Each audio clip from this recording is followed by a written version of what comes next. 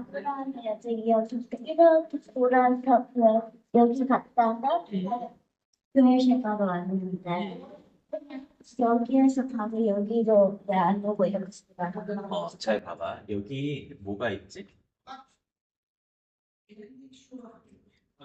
유프라테스 리버. 그래서 이 우르카시딤에서 가나안까지 올 때는 사실은 굉장히 메마른 땅, 전부 사막이지. 여기 물이 있어, 없어? 없지. 그래서 여정을 떠날 때는 이 당시에 물을 사 먹을 수 있었을까, 없었을까?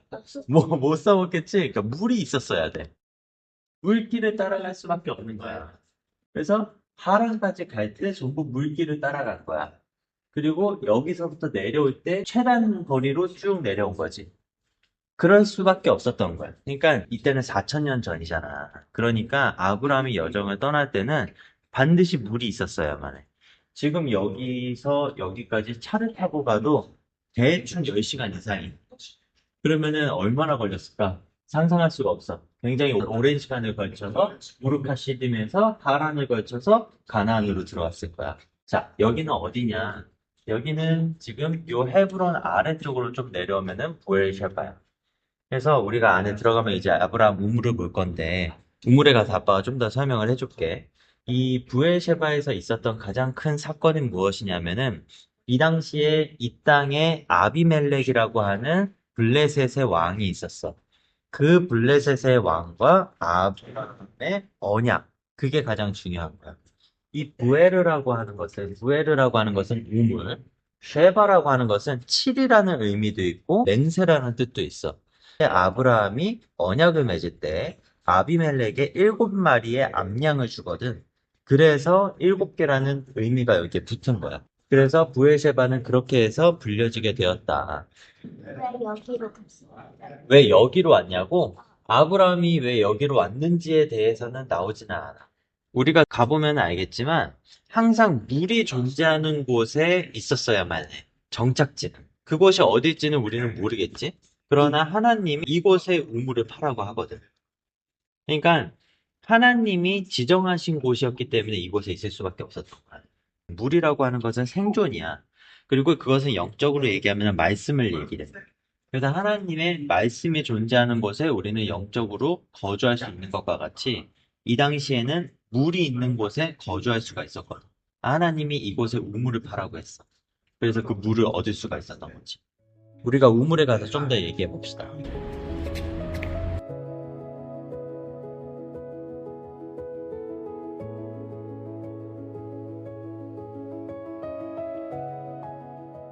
여기는 정확하게는 아브라함의 우물은 아니야.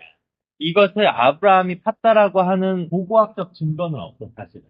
그런데 아브라함의 우물이라고 상징적으로 하는 거야. 그래서 지금 이 밑에가 지금 14m라고 있잖아. 상상해봐.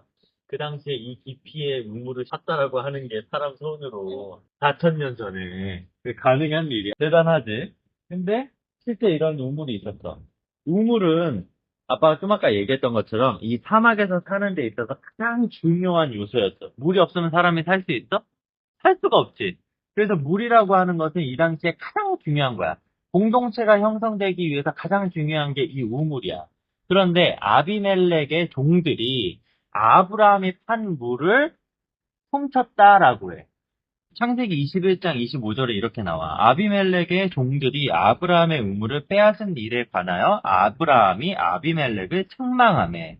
아브라함이 아비멜렉을 책망했다라고 해. 아비멜렉에게 컴플레인을 했다라는 거야. 그러면서 언약을 맺는 일이 발생을 해. 그래서 이 말씀을 한번 같이 읽어보는 게 좋아. 창세기 21장 22절부터 나오는 이야기야. 이 이야기의 주제는 아브라함과 아비멜렉의 언약이야. 그때에 아비멜렉과 그 군대 장관 비골이 아브라함에게 말하여 이르되 내가 무슨 일을 하든지 하나님이 너와 함께 계시도다. 그런즉 너는 나와 내 아들과 내 자손에게 거짓되이 행하지 아니하기를 이제 여기서 하나님을 가리켜 내게 맹세하라. 내가 내게 후대한 대로 너도 나와 내가 머무는 이 땅에 행할 것이니.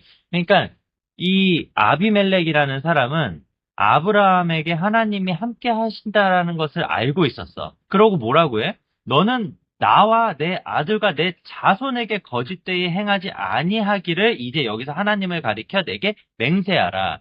그 말은 무슨 말이냐면은 아브라함의 미래까지 이 사람은 이미 알고 있었다라는 거야. 아브라함의 미래에도 위협이 될 만큼 또는 훨씬 커질 수 있는 존재라는 것을 이미 알고 있었다라는 거야. 아비멜렉이. 그렇기 때문에 너는 하나님을 가리켜 내게 맹세하라 라고까지 얘기를 한 거지. 사실은 이 맹세를 근거로 미드라시에서는 뭐라고 하냐면은 이스라엘이 블레셋을 전멸하지 않은 근거로 삼아.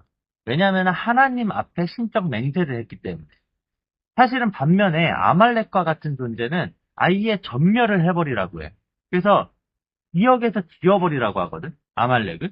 그렇기 때문에 아말렉은 전멸을 시키는 거야. 이스라엘 입장에서는. 그러나 블레셋은 지금도 역사적으로 계속 섞여서 왔지. 지금도 사실은 섞여 살고 있어. 적이지만 전멸하지 않는 거야. 그래서 그것을 미드라시에서 하나님을 가리켜 내게 맹세했기 때문이야. 아브라함이 맹세했기 때문에. 아브라함은 어때? 아브라함은 열방의 아버지지. 이스라엘만의 아버지가 아니야, 사실은. 아브라함은 열방의 아버지야. 그래서 열방의 아버지로서 맹세한 이 언약에 대해서 하나님이 지키신다. 그렇다고 지금 블레셋을 사랑한다는 얘기는 아니지.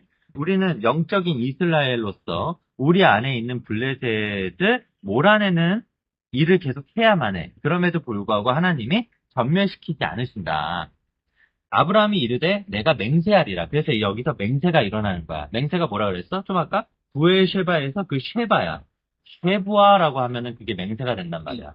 근데 그 히브리어 단어가 똑같아. 아비멜렉의 종들이 아브라함의 우물을 빼앗은 일에 관하여 아브라함이 아비멜렉을 책망하매. 그래서 책망하는 거야. 아비멜렉이 이르되 누가 그리하였는지 내가 알지 못하노라. 너도 내게 알리지 아니하였고 나도 듣지 못하였더니 오늘에야 들었노라. 아비멜렉이 몰랐대. 몰랐으니 그것은 이제 지나간 일이고 이제 그러지 말자라고 이제 언약을 맺는 일이 여기서 발생하는 거야. 아브라함이 양과 소를 가져다가 아비멜렉에 주고 두 사람이 서로 언약을 세우니라. 그 다음이 중요해.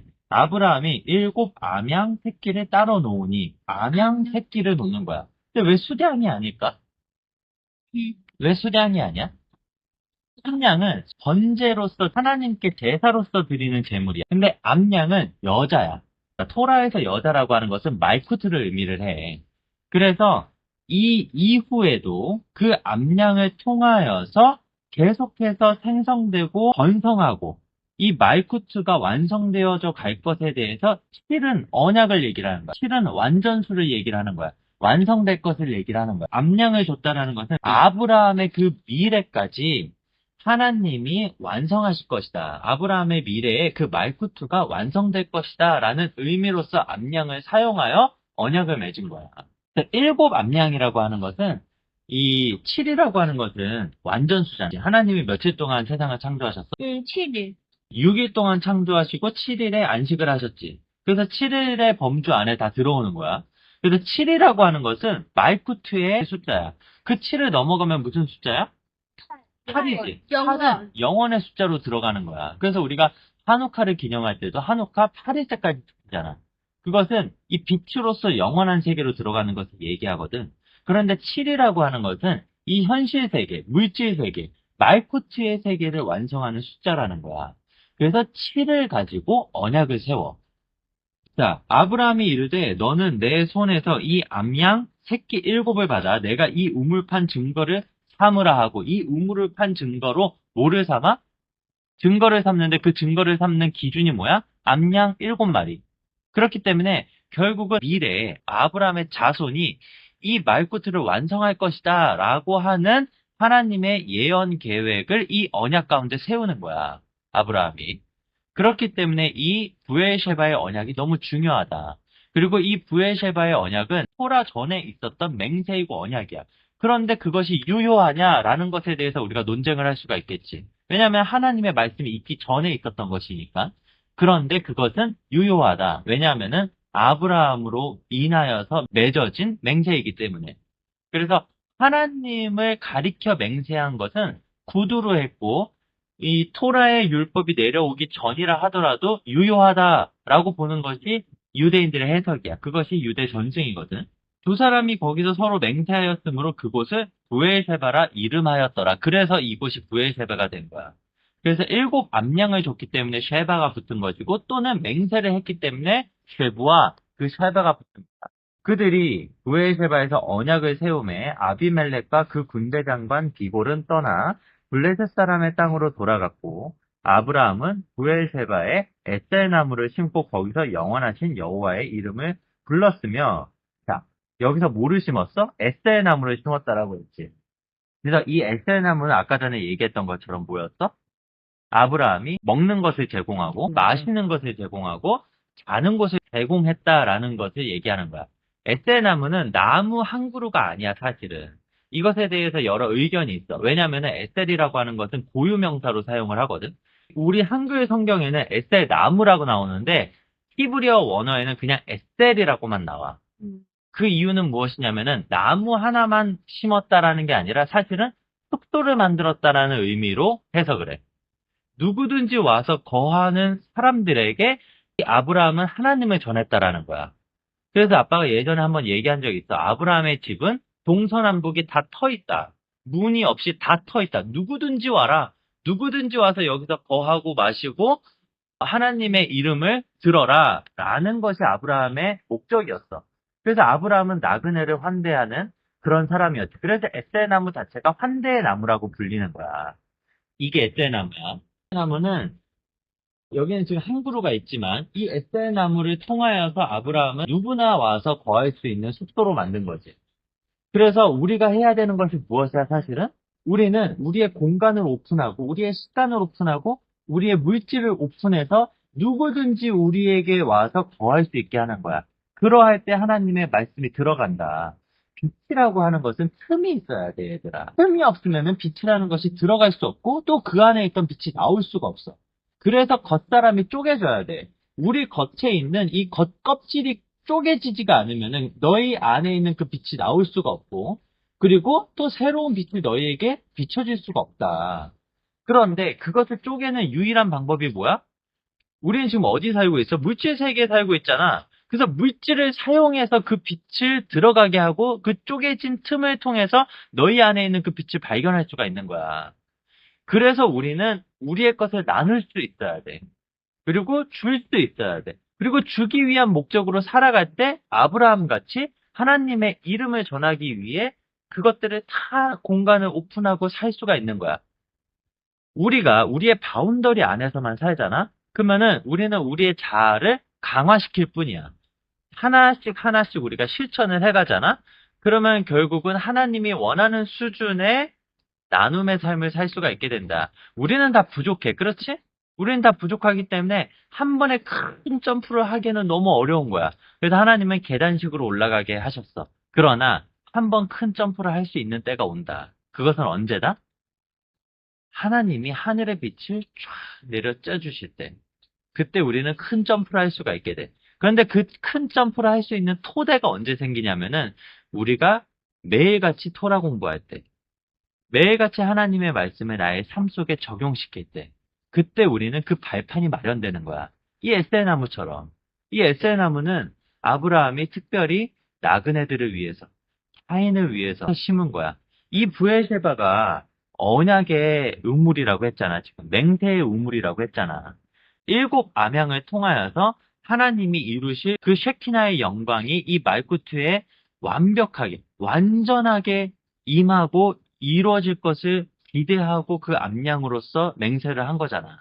그것으로 언약을 세운 거잖아.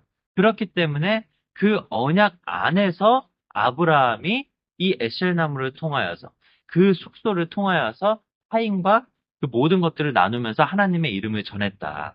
그것을 우리가 그 정신을 기리는 거야. 이 안에서 우리가 많은 것들을 볼 수가 있겠지.